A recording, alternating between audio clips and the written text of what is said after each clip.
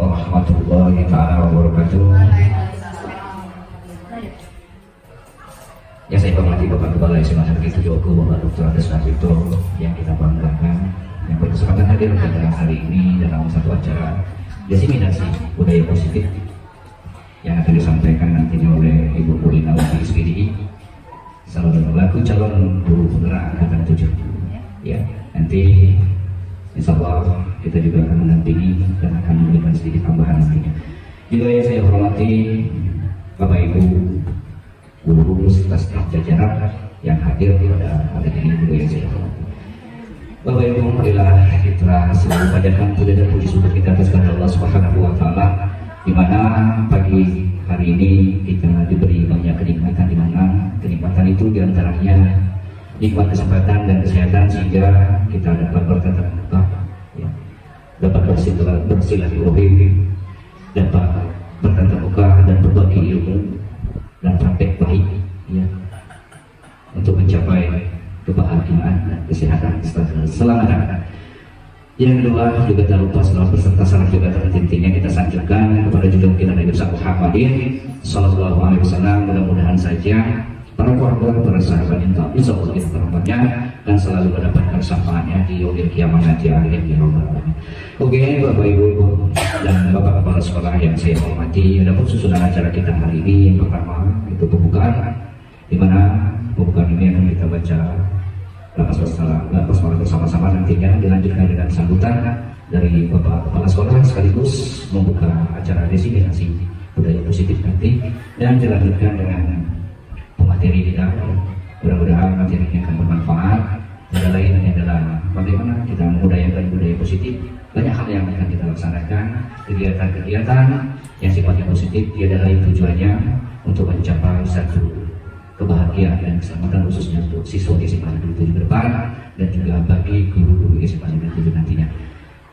Dan yang terakhir yaitu penutup, mungkin sebelum ditutup mungkin ada tanya jawab. Silakan nanti silakan bertanya, mungkin ada yang ingin tanya kami berikan kesempatan pada waktunya.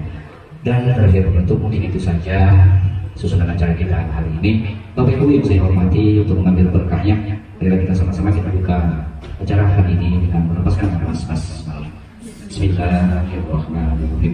Acara selanjutnya yaitu sambutan dari Bapak Kepala SMA Negeri 7 Bapak Dr. Andes Narito MM sekaligus membuka acaranya. Pada beliau adalah hormat waktunya dari bersilakan. Terima kasih. Kita duduk saja dengan santai dan nyaman. Dan kata kita sendiri. Bismillahirrahmanirrahim. Assalamualaikum warahmatullahi wabarakatuh. Alhamdulillah Bapak Ibu sekalian, pagi ini kita bisa menghadiri dan menyaksikan nasi nanti yang disampaikan di Bina, semacam mungkin bagian dari kegiatan CGT sebelum sampai ke finalnya nanti. Yang perlu kita tahu sebenarnya sekarang ini, kalau kita belum sempat ikut CGT, kita buka saja PMM, karena semuanya di situ sebenarnya, materi semua di situ. Dan memang di depan itu sampai sekarang masih di awal sebenarnya. Nanti ada semacam monitoring dan evaluasi. Guru-guru kita sudah sampai sejauh mana masing-masing kita itu. Itu ada surat perintahnya ketika pembinaan dari kepala dinas kemarin harus tetap dijalankan. Mudah-mudahan nanti yang disampaikan Bina bisa menjadi contoh sehingga bisa kita lakukan di sini. budaya positifnya di segala bidang lah, karena itu yang nanti akan mendampingi semacam karakter Pancasila siswa. Saya kira itu saja, nggak usah lama-lama biar nggak terlalu lama. Apapun yang sampai menghina itulah pengalaman menghina. Yang baik kita ambil, kalau kurang kita berjalan bareng-bareng, kita jalan bareng-bareng di sana ini. Terima kasih. Wassalamualaikum warahmatullahi wabarakatuh. Waalaikumsalam warahmatullahi wabarakatuh. Demikianlah tadi sambutan dari Bapak Kepala Sekolah sekaligus membuka acara diseminasi budaya yang positif tentunya di sekolah itu. Oke Bapak Ibu, langsung saja kepada Ibu Nurlinawati selaku narasumber, apa saja itu budaya positif yang terus kita lakukan, karena menurut saya budaya positif adalah satu kebiasaan yang akan kita laksanakan, yang jelas kebiasaan itu yang nantinya akan berdampak pada karakter. Apa itu karakter? Karakter itu adalah ya yang memberikan ciri khas daripada SMA itu. Nah, apa dari karakter itu akan menjadi sebuah budaya positif, dan budaya positif inilah yang akan menjadi nantinya satu peradaban, peraturan, tata aturan yang akan memberikan nilai-nilai kebajikan. Di mana nilai kebajikan itu tentunya berarah pada tujuan nasional pendidikan Indonesia, tiada lain itu minimal pendidikan pelajaran Pancasila, di antaranya satu ketuhanan apa bertakwa kepada Tuhan yang Maha Esa. Nah, itu tujuan pada intinya daripada tujuan nasional, itu nilai-nilai kebajikan yang akan kita sampaikan. Oke Bapak Ibu, langsung saja kami persilakan kepada Ibu Nurlinawati selaku narasumber untuk memberikan pemaparannya padanya, untuk kami persilakan. Alhamdulillahirrahmanirrahim, bersyukur dan tentunya saya ucapkan pada Allah Subhanahu wa Ta'ala karena atas rahmatnya juga Bapak Ibu bisa hadir berkumpul bersama di sini dalam rangka diseminasi saya sebagai calon guru penggerak angkatan 7 Kabupaten Ogan Bengkulu dari SMA Negeri 7 Ogun. Selawat beserta salam kami pertama kita sampaikan kepada junjungan kita Nabi besar Muhammad Shallallahu Alaihi Wasallam. Semoga kita akan mendapatkan syafaatnya di dunia akhirat.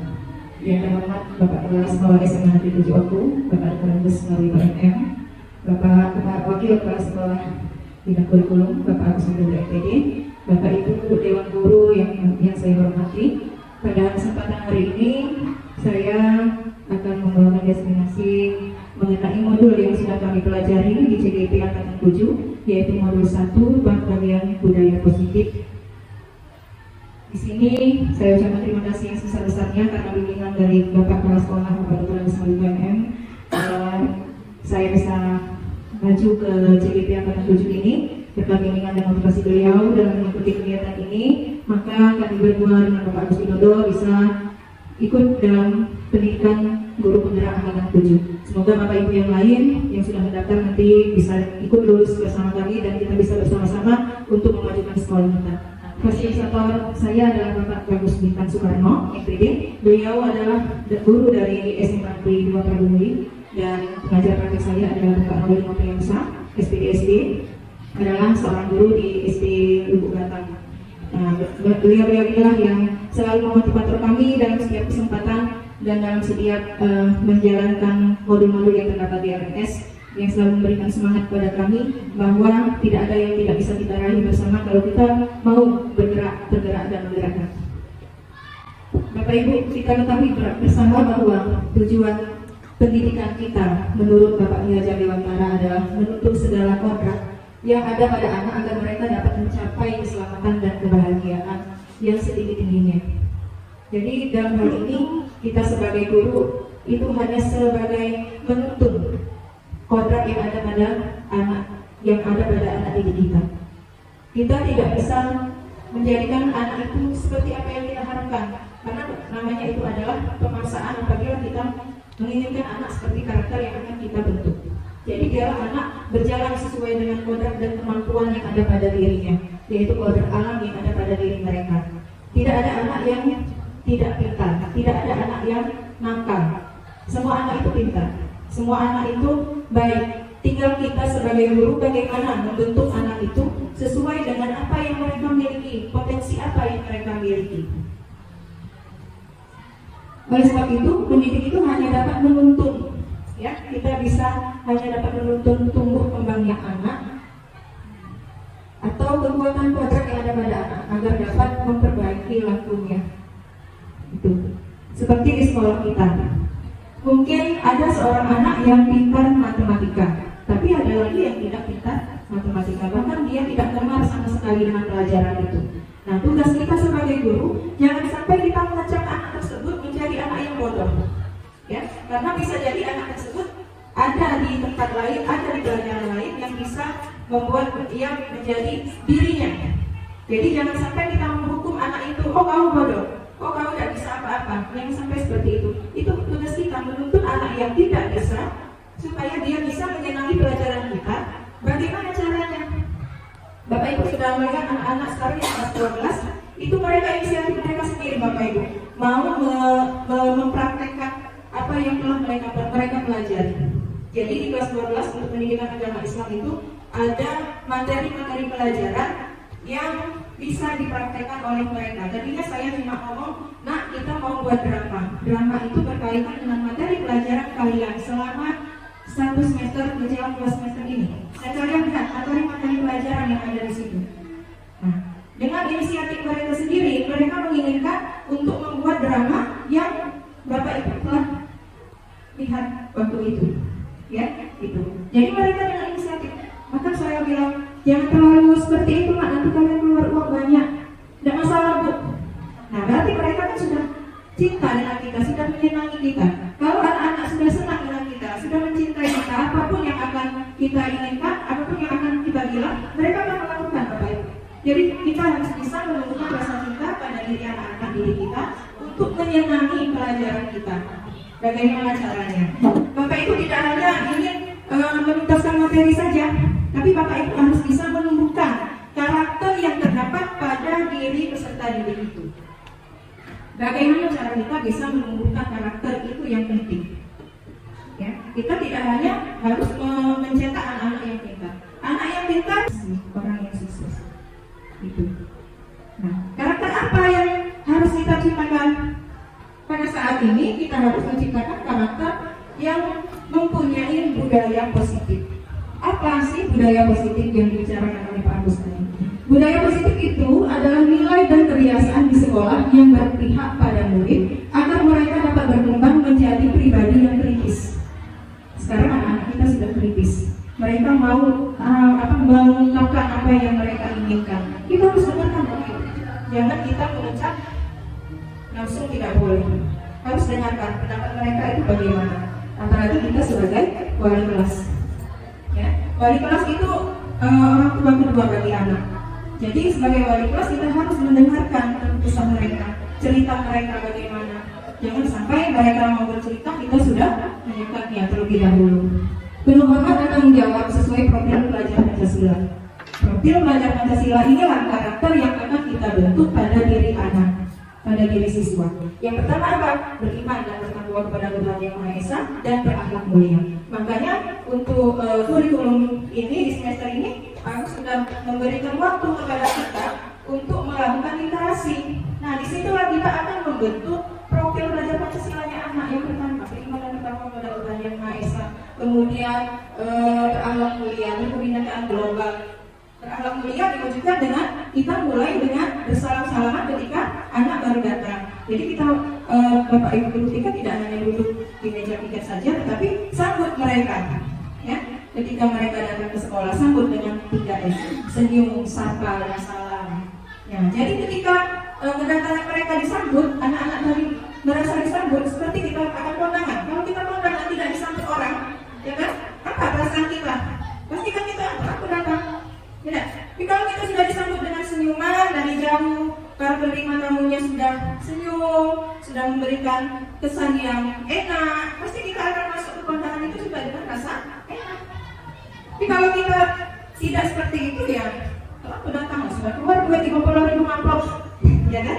Apalagi baliknya ada makan. Nah itu, nanti kita merasa sia-sia. Malah aku suruh makan ke masjid 50.000 aja.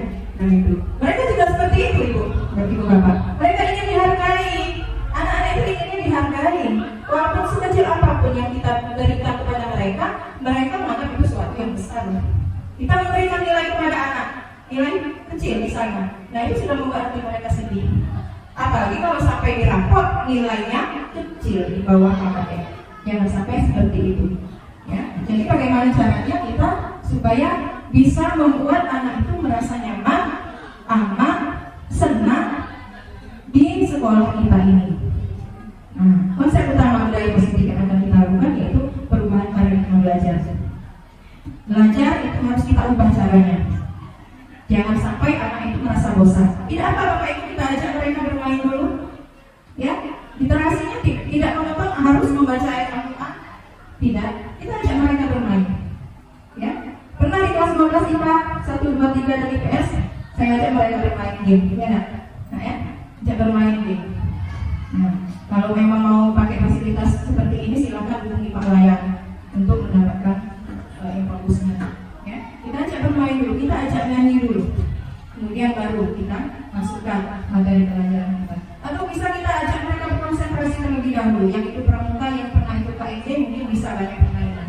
Itu terapkan di sekolah supaya anak-anak tidak monoton, tidak merasa lelah, lesu, capek. Apalagi kalau pelajaran fisika Pak Ari, melihat Pak Ari datang saja mereka sudah, woi Pak Ari harus hati-hati. Nah jangan lagi ada konsep seperti itu. Tapi kalau pelajaran fisika mereka datang, Pak Ari datang, mereka dengan senang asik pelajaran Pak Ari. Nah itu yang kita harapkan. Ya, jangan belumlah lagi Pak Ari datang mereka sudah gemetar. Ibu Sisil biologi, awas lagi DNA datang, kata anak-anak. Ya kan? Gitu. Jadi kita harus bisa membuat anak itu merasa senang. Yang kedua, disiplin positif. Disiplin positif tadi sudah mulai dari 3S tadi, sapa salam, anak-anaknya diberikan literasi terlebih dahulu. Setelah itu di dalam pelajaran kita memasukkan pelajaran dengan berbagai macam metode yang bisa membuat mereka senang. Kemudian jangan lupa 3, motivasi. Bapak Ibu harus memberikan motivasi kepada anak-anak. Ya kan? Jangan target kita cuma materi habis hari ini, jangan. Karena karakter itu yang akan kita bentuk. Yang keempat, kebutuhan dasar manusia. Kita harus tahu kebutuhan dasar anak itu apa. Ada anak yang harus perlu merasa mendapatkan kasih sayang, seperti Zero. Itu karena kurang kasih sayang, jadi harus perlu perhatian. Jangan dicap akal terus, kasihan Bu Lia. Siapa tahu dia nanti akan berhasil dan sukses. Jadi harus kita penuhi kebutuhan dasar anak tersebut. Ada anak yang merasa dirinya pintar, tapi dia karena dia merasa dirinya pintar, jadi dia tidak perlu lagi hormat dengan guru. Nah itu anaknya sudah di luar. Jadi kita harus bisa membantu mereka. Kemudian restitusi, posisi kontrol guru. Posisi kontrol guru di sini jangan terlalu kita sebagai penghukum. Selama ini kalau kami sudah pelajari dengan Pak Agus itu ternyata bisa kita lihat selama ini aku hanya sebagai penghukum. Jadi itu salah. Nanti akan kita belajar. Kemudian membuat keyakinan kelas. Keyakinan kelas itu sama seperti peraturan Bapak Ibu, peraturan kelas. Dan yang itu yang harus dijalani anak-anak.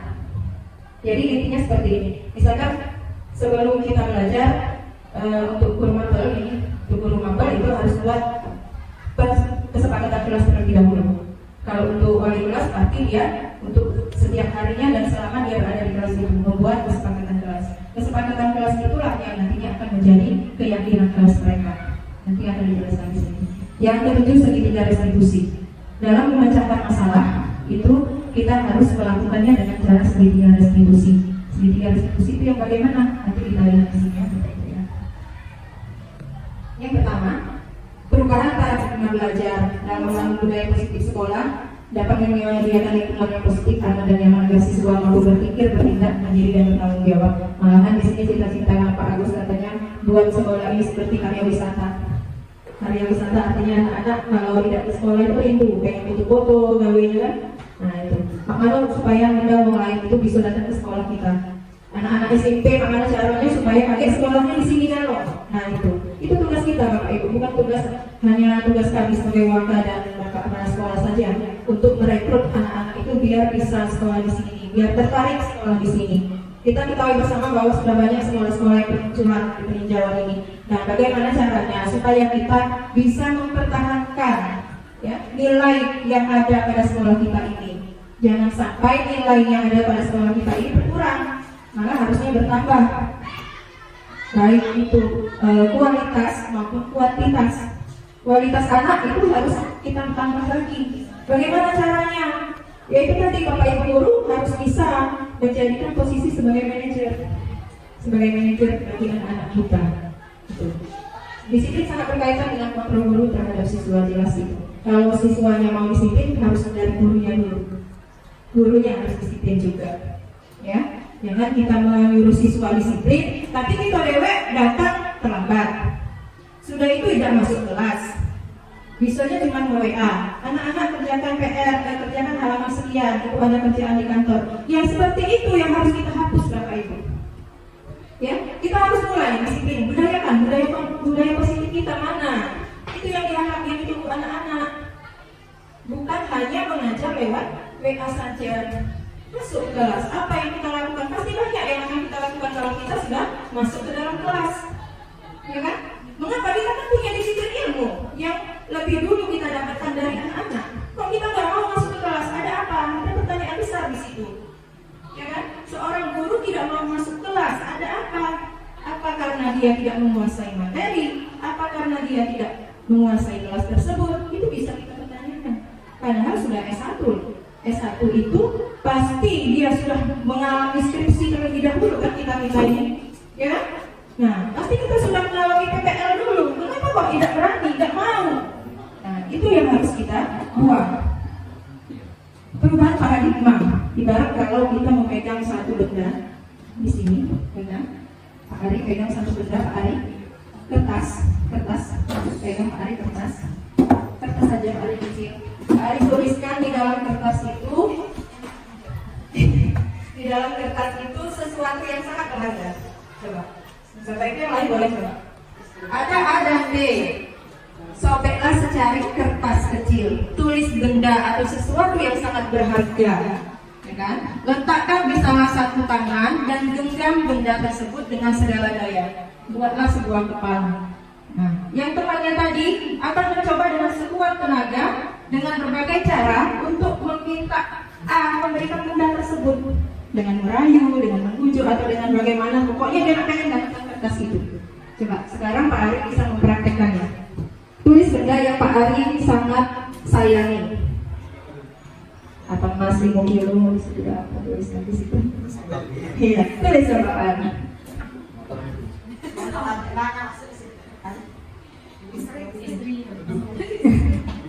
Coba Pak Ari kita bahas bersama Ibu. Pak Ari tulis benda yang paling Pak Ari senangi dan sayangi. Nah, Ibu Tuti sebagai si B. Coba Ibu Tuti, coba lagi Pak Ari. Genggaman Pak Ari itu kuat. Bagaimana cara Ibu Tuti supaya genggaman yang ada di tangan Pak Ari itu bisa terlepas? Ya, coba Ari. Bagaimana cara merayunya?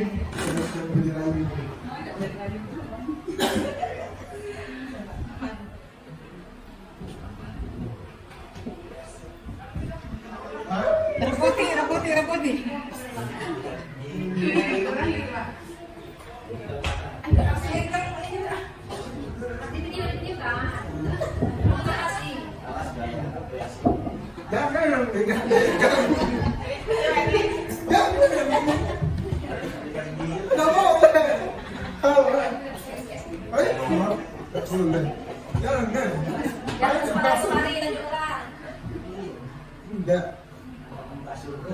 Paksa.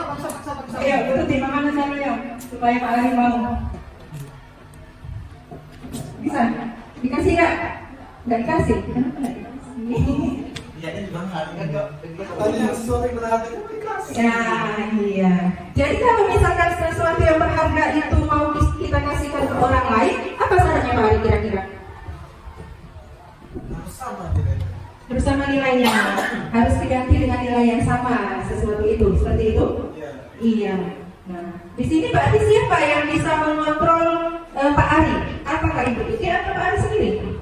Diri sendiri. Jadi begitulah anak, Bapak. Ya kan?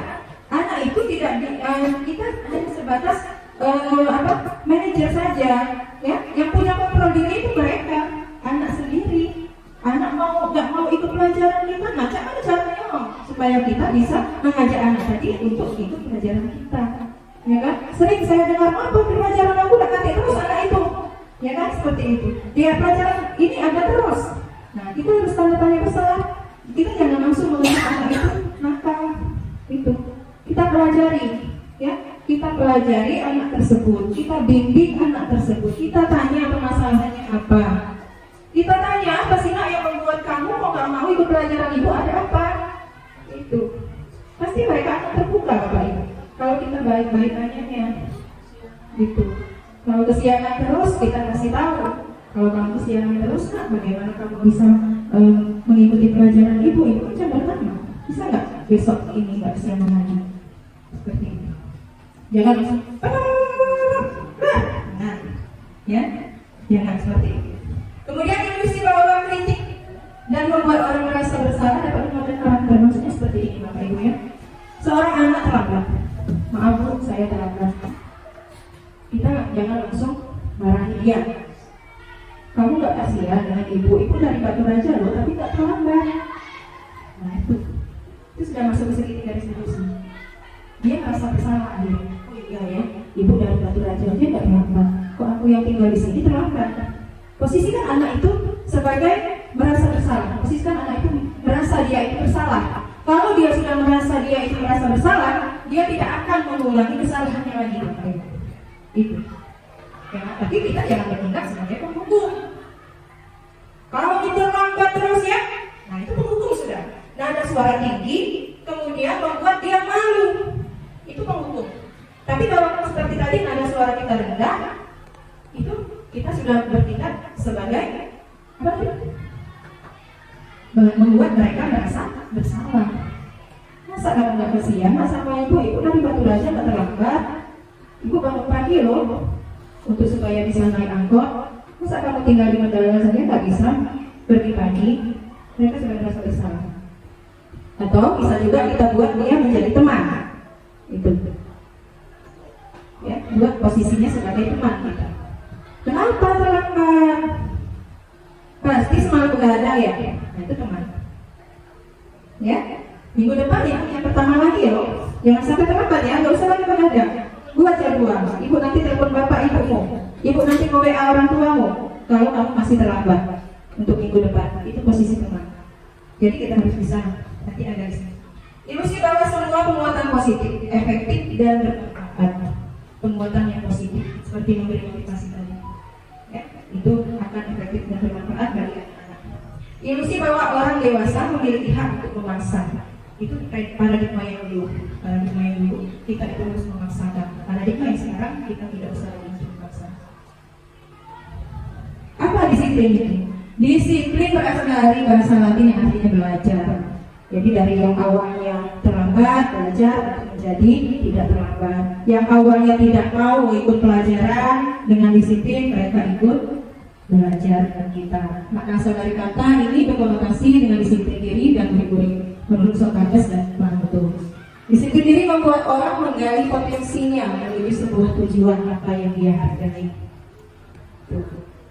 Namun dalam budaya kita, mana kata disiplin telah berubah menjadi sesuatu yang dilakukan seseorang pada orang lain untuk mendapatkan kepatuhan. Ini paradigma yang lama.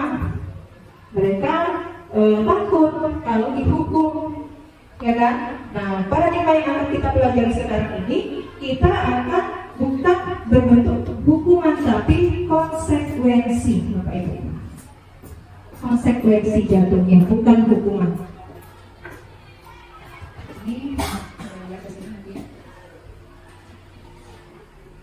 teori motivasi perilaku manusia. Untuk eksternal, untuk menghindari ketidaknyamanan hukuman, apa yang terjadi apabila saya tidak melakukannya itu eksternal. Eksternal artinya motivasi itu dia itu takut kalau dia tidak melakukan pakai dan hukuman. Sehingga untuk mendapatkan imbalan dari orang lain, apa yang akan saya dapatkan? Seperti kalau misalkan kalau di sekolah kita ada yang juara ranking, itu kan tidak perlu lagi sekarang karena di situ ada nilai negatifnya. Siswa bekerja belajar untuk mendapatkan sesuatu itu negatif. Kemudian kalau motivasi internal tujuannya disiplin positif itu berasal dari diri mereka sendiri. Saya akan menjadi orang yang seperti apa bila saya melakukan hal itu. Gitu. Jadi motivasi yang dari dalam diri itu yang akan kita tumbuhkan kepada anak supaya mereka bisa melakukan disiplin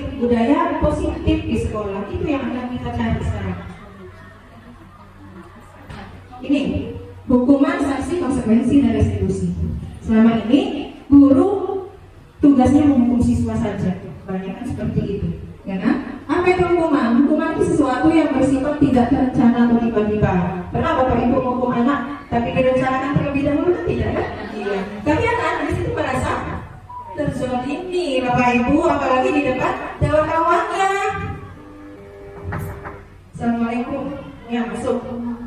Kenapa nak? Terlambat tuh, maaf. Terlambat lagi? Ya kan? Itu sudah termasuk hukuman. Ibu penjara itu anak yang terlambat tadi takut, ya, malu, terzolimi mereka itu yang di depan kawan-kawannya. Jadi itu. Jadi ada saudaranya tidak benar saja masuk ke restitusi nantinya, ya kan? Bukan lagi menghukum. Sudah, kalau terlambat saya ini terus tegak di depan situ sampai kami berakhir, itu tidak boleh. Ada yang masih melakukan seperti itu? Kalau masih ada, harus dihilangkan. Caranya siswa itu bisa menerima pelajaran dengan kita dengan hati senang, Bapak Ibu, dengan hati yang senang, dengan hati yang menunggu, sekian lama menunggu katanya itu, ya. Jadi jangan sampai kita sebagai hukum. Sedangkan konsekuensi bentuk disiplin yang sudah terencana atau sudah disepakati, sudah dibahas dan disepakati oleh guru atau sekolah. Sikap guru dalam konsekuensi senantiasa memonitor murid. Makanya di sini sudah sering kami singgung, buatlah Bapak Ibu kesepakatan kelas, buatlah Bapak Ibu wali kelas keyakinan kelasnya. Nah, nanti di kesepakatan kelas itu anak-anaklah yang buat peraturan. Itu, misalnya, apa nak yang pengen kamu ini menjadikan keyakinan kelas kamu? Datang tidak boleh terlambat Bu, ya kan? Piket kelas harus dilaksanakan Bu, 7K harus dilaksanakan oleh yang piket dari awal sampai maksimal Bu. Itu artinya kesepakatan mereka. Jika mereka melanggar, kita minta konsekuensinya. Oke, kita berikan masukan. Kalau kalian melanggarnya, apa konsekuensi kalian? Nah, konsekuensinya ini Bu, mereka sendiri nanti ajak mereka berdiskusi. Guru ngapel juga seperti itu, buat kesepakatan kelas. Nah, sebelum Bapak mengajar, sebelum Ibu mengajar, kita buat dulu kesepakatan kelas. Coba, apa? Yang pertama, dilarang main HP, kecuali kalau Bapak menyuruh. Nah, tulis oleh kita. Nanti ketika mereka melanggar, konsekuensinya harus mereka patuhi. Sedangkan restitusi, proses kolaboratif yang mengajak murid berkolaborasi untuk mencari solusi. Ya, kalau mereka terlambat, kita tanyai baik-baik tadi. Jadi maunya kamu apa sekarang? Maunya kamu apa sekarang? Ya Bu, saya meminta maaf dan tidak akan mengulangi terlambat lagi. Kalau masih terlambat apa? Ya, itu restitusi. Ya, kita mengajak menjadi teman bagi mereka dan menjadi manajer bagi mereka. Jadi jangan kita langsung masuk materi sampai habis keluar bel. Cuma menyelesaikan tugas saja, jangan. Nah, ekonomi kasih uang buat Santi. Kita bawakan mereka kasih penghargaan ke siswa. Kalau mereka bisa jawab pertanyaan kita nggak apa, sebagai untuk motivasi mereka. Ya, siapa yang bisa mengerjakan soal ini silakan. Nanti Ibu kasih nilai tinggi. Nggak apa seperti itu. Ya, mereka termotivasi. Nah, ini ada contoh kasus tindakan guru kalau anak itu bersalah. Ada yang disuruh mencatat 100 kali di dalam buku kalimat saya tidak akan terlambat lagi karena telah sampai sekolah. Yang kedua, lari mengelilingi lapangan basket. Pernah kan dilakukan 2 kali karena terlambat hadir di sekolah. Murid diminta untuk push up 15 kali karena tidak menggunakan masker di sekolah. Menggantikan kertas tugas teman yang telah dicoret-coret. Membersihkan tumpahan air di meja tulis karena tersenggol pada saat belajar. Murid disuruh untuk mengenakan sepatu seharian di sekolah karena tidak menggunakan sepatu hitam. Untuk tidak ya, misalnya di sini tidak pakai sepatu. Lari mengelilingi lapangan basket 2 kali karena terlambat 10 menit untuk belajar PJOK. Coba Bapak Ibu lihat. Yang pertama itu bentuk hukuman, konsekuensi atau restitusi. Yang pertama bentuk hukuman, catat ya. Nanti kita lihat hasilnya. Yang kedua, lari mengelilingi lapangan basket 2 kali karena terlambat hadir di sekolah. Yang kedua bentuk nanti konsekuensi yang lain Bapak Ibu. Hukuman, oke, kita simpan dulu jawabannya. Coba kita tulis ini. Yang ketiga mengganti murid diminta push up. Hukuman. Menggantikan kertas tugas teman yang telah dicoret-coret? Konsekuensi. Membersihkan semak air di meja tulis karena tersenggol pada saat belajar? Konsekuensi. Murid disuruh untuk tidak mengenakan sepatu handaria? Hukuman dari keliling lapangan basket? Coba kita lihat sekarang hasilnya. Yang kedua masih berbentuk hukuman. Berarti salah satu ya. Yang terakhir salah tadi. Tadi mengulangi lapangan basket. Konsekuensi. Apa bedanya Bapak Ibu antara hukuman dan konsekuensi? Kalau hukuman itu memang sudah menjadi peraturan. Kalau konsekuensi itu anak-anak sudah tahu, oh kesalahan yang tidak disengaja. Atau kalau berbuat ini. Kalau hukuman itu memang memang sudah ada. Kalau dia salah hukumannya seperti ini, jadi dia sudah tahu, sudah ada sekarang. Melanggar peraturan. Itu pelanggaran. Kalau konsekuensi itu tanpa kita katakan itu hukuman, dia sudah tahu, oh saya ini melakukan kesalahan, jadi dia melakukan apa itu? Konsekuensi. Kalau dia mencoret-coret Merasa bersalah. kertas temannya, dia merasa bersalah. Oh ini konsekuensinya, saya harus mengganti kertas tugas teman saya. Ada lagi Bapak Ibu yang memberikan pendapat? Jadi Bapak Ibu, di sini konsekuensi itu sesuatu yang apabila kita sepakati bersama dilanggar oleh siswa, ya konsekuensi. Tapi kalau hukuman tadi bersifat spontan, peraturan-peraturan yang ada yang dilanggar oleh siswa, nah kita hukum. Itu bedanya. Kalau konsekuensi kita sudah sepakati, makanya tadi Bapak Ibu diharapkan bisa membuat keyakinan kelas nanti setelah ini. Jadi kalau mereka sudah melanggar keyakinan kelas itu, konsekuensi mereka, ya konsekuensinya harus Bapak Ibu tulis juga. Misalkan terlambat masuk kelas, konsekuensinya apa? Nah itu ya. Nanti ya konsekuensi itu setiap kelas berbeda. Ya, ya konsekuensi atau keyakinan kelas setiap kelas itu berbeda. Karena konsekuensi masing-masing dari siswa yang bersangkutan yang di dalam kelas itu, nah, kesepakatan bersama. Begitu juga dengan guru mapel, ya. Nah, yang wajib ditempel di dinding itu nanti adalah konsekuensi atau peraturan kesepakatan keyakinan kelas yang harus bisa ditempel di dinding. Itu tugas Bapak Ibu wali kelas. Guru mapel kita Guru mapel bisa diajak keyakinan kelas, tapi hanya sebatas guru mapel dan siswa saja. Kalau untuk kelas seluruh, iya, guru-guru mapel juga harus melihat keyakinan kelas mereka. Jadi kalau mereka melanggar keyakinan kelasnya, guru mapel bisa ngomong, ini keyakinan kelas kamu seperti ini, mana konsekuensinya? Nah, seperti itu. kalau tidak tiket. Iya, bisa. Nanti kita lihat di sini aja. Ya. Bagian terakhir nomor 2 pertama dengan nomor yang bagian terakhir itu kan sebenarnya kalau kita tidak jeli, kata kuncinya sebenarnya sama. Sama. Yang pertama dengan di bagian bawah sekali. Iya. Lari mengelilingi lapangan basket 2 kali. Sama Sama. dengan di bagian bawah. Iya. Jadi bedanya kalau di bagian 2 itu karena dalam bagian di sekolah. Iya, iya. Kalau di bagian bagian itu terlalu ini. Karena pelajaran PJOK. Karena guru mapel sudah membuat kesepakatan keyakinan kelas mereka, sehingga apabila dia melanggar konsekuensinya harus seperti itu. Itu bedanya, ya. Itu. Kalau di atas itu tidak ada keyakinan kelasnya, jadi itu secara umum. Nah, makanya hukuman tadi, ya. Jadi bedanya di situ Bapak Ibu antara konsekuensi dan hukuman.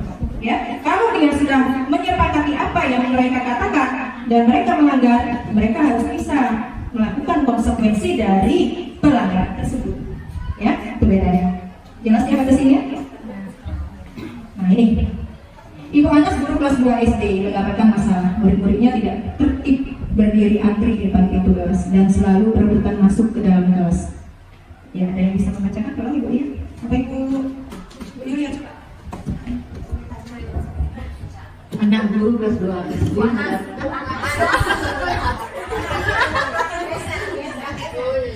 Bu Anas guru kelas 2 SD mendapatkan masalah. Murid-muridnya tidak bisa tertib berdiri antri di depan pintu kelas dan selalu berebut masuk ke dalam kelas setelah jam istirahat selesai. Ini tentunya sangat mengganggu proses pembelajaran di mana kelas tidak dapat memulai tepat waktu karena Ibu Anas sibuk menenangkan murid-muridnya untuk waktu lama. Akhirnya Bu Anas berpikir cepat dan mengandalkan stiker bintang. Setiap murid-muridnya masuk kelas usai jam istirahat, Bu Anas akan mengiming-imingi murid-muridnya dengan stiker bintang. Siapa yang dapat berdiri lurus dan berbaris rapi antri depan pintu dapat bintang dari Bu Anas. Sebagai besar murid-muridnya menyambut tantangan tersebut dan langsung berdiri rapi di depan pintu agar mendapatkan stiker bintang. Hal ini terus dilakukan Bu Anas selama beberapa minggu karena cukup berhasil membuat murid-muridnya berdiri antri di depan pintu sampai pada suatu saat Bu Ana sakit dan terpaksa digantikan Pak Heru. Pak Heru tidak mengetahui tentang stiker bintang dan benar saja pada saat masuk ke kelas usai jam istirahat, murid-murid kelas 2 kembali berebut masuk kelas. Apa yang terjadi? Mengapa? Kira-kira apa Bapak Ibu yang terjadi ketika Pak Heru menggantikan Bu Anas? Mungkin kebiasaan baik yang sudah tercipta itu hanya dijalankan oleh satu orang, tidak kurang sosialisasi mungkin seperti itu. Jadi kalau misalnya memang itu dilakukan secara bersama atau semua pihak memahami itu, insya Allah semua akan bagus. Dan lagi Bapak Ibu yang mana?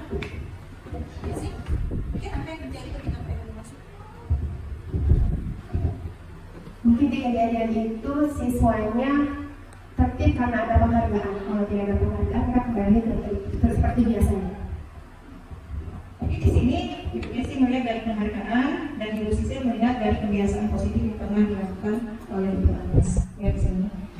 Penghargaan itu bisa merusak hubungan Bapak Ibu. Ya, seperti dikata Bu Yesi tadi.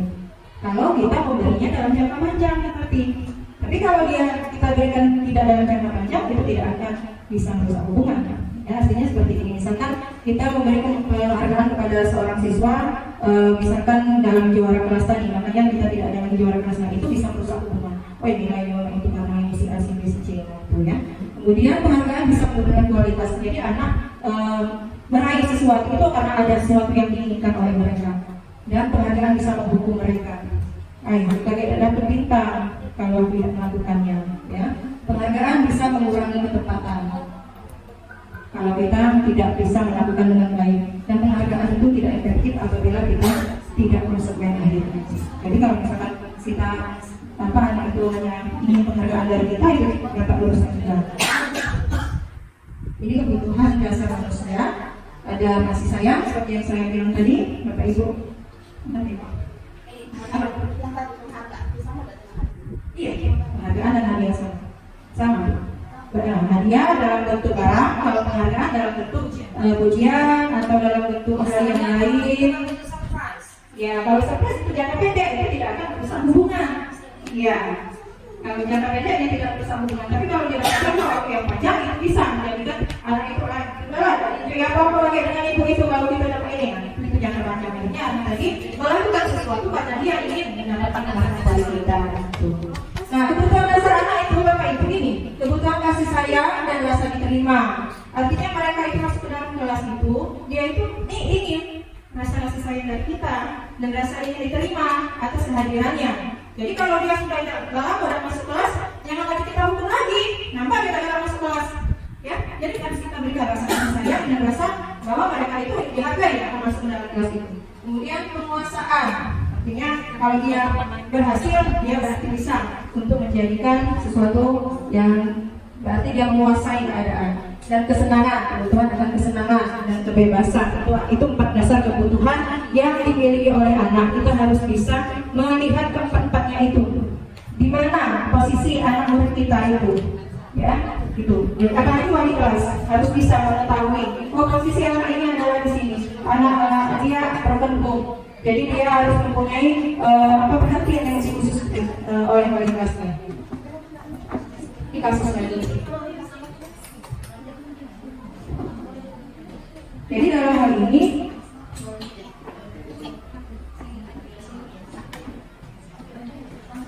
dalam hal ini empat kebutuhan dasar ini harus kita ketahui sebagai wali kelas dan sebagai guru.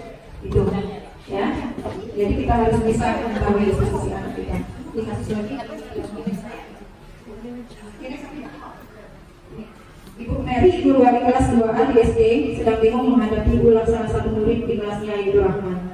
Beberapa anak di kelas 2A telah datang padanya dan mengeluhkan Rahman yang seringkali meminta bekal makan siang mereka dengan paksa. Jika Anda menghadapi situasi seperti Bu Mary, apa yang akan Anda lakukan?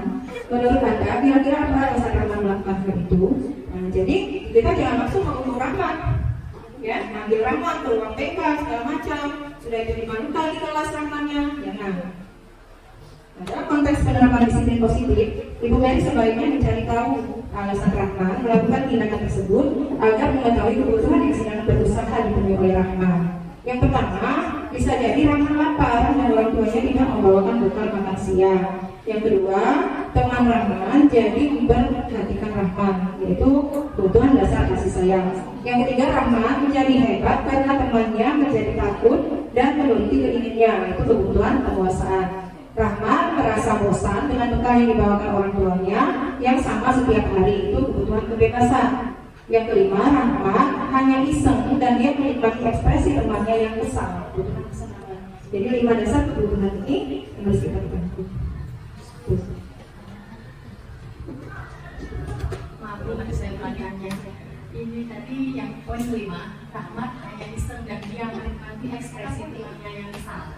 Jadi mungkin dari 1 sampai 5 poin ini mungkin ada solusinya, bagaimana solusinya jika kita bertemu dengan anak yang itu model seperti ini. Jadi kalau kita menemukan anak yang seperti ini, Bapak Ibu, kita kembali ke pengafirmatian.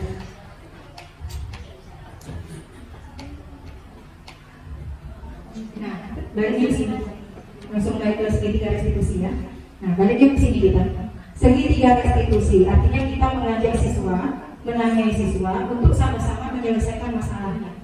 Itu. Kita tanyakan dulu, ya. Kita lihat dulu di sini. Yang pertama, kita jangan langsung menghukum anak tadi. Kita tanyakan mengapa, ya? Mengapa kalau perempuan seperti itu Rahman? Nah, tanyakan dulu. Tanyakan tentang keadaan Anda dulu. Jangan langsung. Nah, kita harus bisa menstabilkan identitas anak tersebut. Ini kata-kata yang bisa kita berikan kepada anak. Berbuat salah itu hal yang manusiawi. Tidak ada manusia yang sempurna. Ini kata-kata segitiga restitusi Bapak Ibu dalam menstabilkan siswa. Artinya kalau siswa ini melakukan kesalahan, kita jangan langsung menghukum mereka, tapi beri mereka untuk bisa menstabilkan identitas mereka. Ya, ini kata-katanya. Tidak ada manusia yang sempurna. Bapak Ibu juga pernah berbuat salah. Kita pasti bisa menyelesaikan permasalahan ini. Bapak Ibu tidak tertarik untuk mencari tahu siapa yang benar, siapa yang salah. Bapak Ibu lebih tertarik untuk menyelesaikan masalah. Kalau kamu menyalahkan dirimu sendiri terus-menerus, apakah kamu bisa bersikap baik pada dirimu sendiri? Nah, stabilkan dulu emosi mereka. Ya, jangan kita langsung membuat mereka merasa terkucilkan, merasa dia tidak berguna bagi Bapak Ibu. Kemudian validasi kebutuhan, kata-katanya ini bisa. Kamu bisa saja melakukan hal yang lebih buruk, tapi kamu tidak melakukannya kan? Nah, validasi. Ini menggalakkan segitiga restitusi. Kamu pasti punya alasan kenapa melakukannya. Seperti judul terlambat itu, kenapa kamu bisa terlambat? Ya kan? Iya. Bu, semalam aku begadang Bu. Kenapa kamu begadang? Karena aku main game Bu. Bisa nggak besok main game lagi? Ya. Bapak Ibu juga pernah seperti kamu muda. Nah, jadi kan mereka kawan. Jadi kan mereka kawan Bapak Ibu. Ya, ketika kamu muda, Bapak Ibu juga bersekolah, pernah salah, tapi nggak pernah harus salah terus. Kita berikan mereka untuk validasikan kebutuhan mereka. Kenapa sih kamu cari itu terus? Kita kasihan dengan ibu di wali kelas kau, selalu nelponin kakak kau, selalu nelponin ibu kau, ya kan? Itu, ya, validasikan kebutuhan.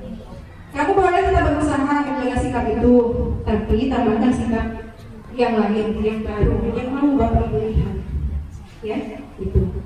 Kemudian, mau kamu belajar cara lain untuk mendapatkan yang kamu butuhkan, kamu harus memukul, apakah kamu bisa melakukan hal yang lebih baik besok lagi. Nah, ini kata-kata yang bisa menenangkan hati mereka Bapak Ibu ya. Kemudian menanyakan keyakinan, ini keyakinan kelas yang sudah kita bentuk. Apa nilai yang kita percaya di kelas sekolah kita? Nilai-nilai kita apa yang kita sepakati? Tanyakan keyakinan, ya. Bentuknya seperti ini misalnya. Nah, ini contoh keyakinan kelas Bapak Ibu dari kelas 12 IPA 2, ya. Menjalankan tiket kelas, tidak main HP saat pelajaran berlangsung. Kalau ada Bapak Ibu di dalam kelas, ini keyakinan kelas mereka.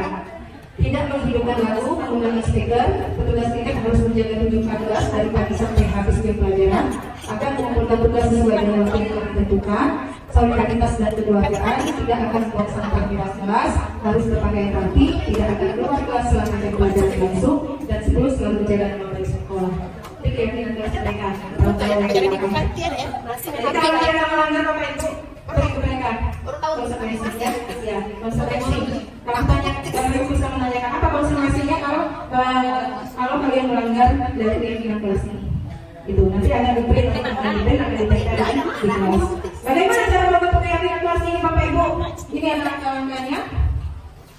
Langkah yang pertama, Bapak Ibu bisa mendiskusikan kepada anak pendapat masing-masing anak. Bapak Ibu kumpulkan terlebih dahulu, kemudian Bapak Ibu ambil yang sama, ya. Bapak Ibu ambil yang sama, kemudian ambil yang mereka sepakati.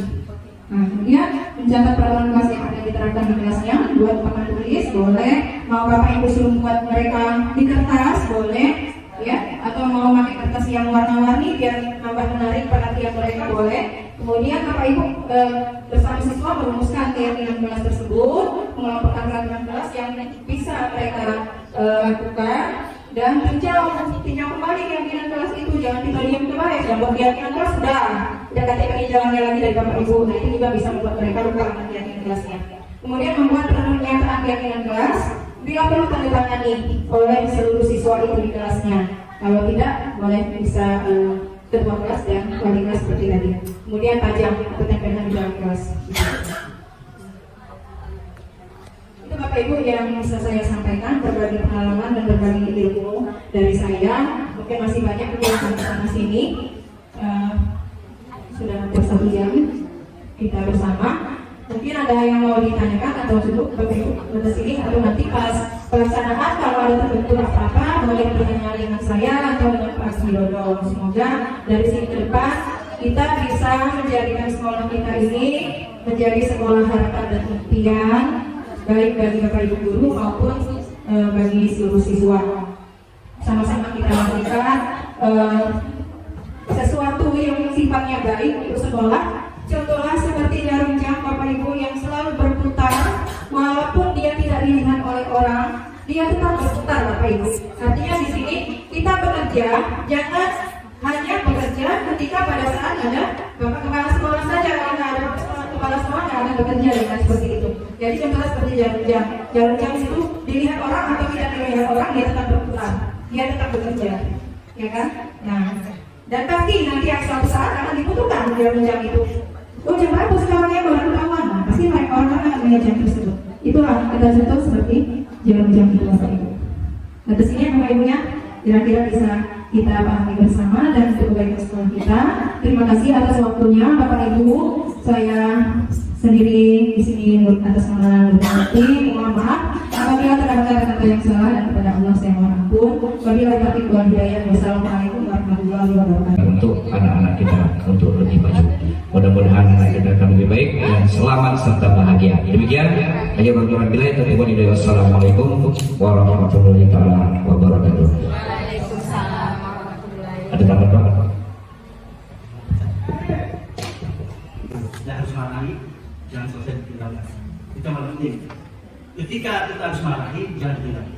Langsung selesaikan, rangkul, masuk anak, tarik kamu. Jangan ditinggalkan anak, harus marahi.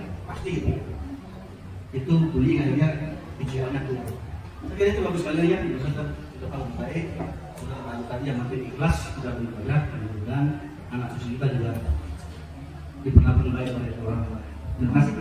Assalamualaikum warahmatullahi wabarakatuh. Oke, Bapak Ibu, sekali lagi juga turutan yang dia buat foto yang kita semuanya. Oke, kemudian saya berperan kita sama-sama tutup dengan melakukan bersama. Alhamdulillah, terima kasih. Assalamualaikum warahmatullahi wabarakatuh. Assalamualaikum warahmatullahi wabarakatuh. Perkenalkan, saya Noti Widiawati, guru bahasa Indonesia asal dari SMA Negeri 7. Setelah saya mengikuti sosialisasi dari guru penggerak angkatan 7, Ibu Nurlinawati SPDI, judul diseminasi modul 1.4 budaya positif, saya merasa termotivasi untuk mengikuti arahan dari Ibu Ina, dan saya ingin mengikuti jejak beliau untuk terus meningkatkan sekolah saya, dan saya akan terus berjuang bersama-sama dengan guru-guru di SMA kami untuk terus mengajak para siswa untuk melakukan hal-hal yang positif. Saya Musliah Hadayani, mengajar biologi di kerja SMA Negeri 7 Oku. Setelah saya mengikuti desiminasi yang telah dilakukan oleh Ibu Nawati ini, saya berpikir bahwa masih banyak yang belum bahkan perlu dilakukan di SMA tersebut tentang budaya positif. Ya, oleh karena itu saya berpikir bahwa perlu menindaklanjuti hal tersebut dengan melakukan pembiasaan budaya positif bersama teman-teman sejawat dengan memperhatikan karakter-karakter siswa kami sehingga bisa menciptakan budaya yang baik di SMA. Assalamualaikum warahmatullahi wabarakatuh. Perkenalkan, saya Ibu Evi Fitria, mengajar bidang studi Bahasa Indonesia kelas 12. Tanggapan saya setelah mengikuti diseminasi budaya positif modul 1.4 yang dibawakan oleh Ibu Nurlinawati. Setelah saya mengikuti acara tersebut, saya bisa mengambil pelajaran dari situ. Dalam mendidik siswa, kita harus mengenalkan budaya-budaya positif. Di antaranya anak-anak itu diajak belajar secara enjoy begitu ya. Seperti kalau anak-anak sudah mulai bosan, kita ajak senam dulu atau kita ajak ke hal-hal yang positif. Seperti itu. Jadi anak-anak itu tidak monoton dalam belajar, tidak bosan seperti itu. Kemudian di sana juga memperkenalkan bagaimana penggunaan dari IT seperti itu. Jadi anak-anak itu belajar melihat dunia luar melalui IT seperti itu. Itu saja tanggapan dari saya. Saya akhiri. Assalamualaikum warahmatullahi wabarakatuh.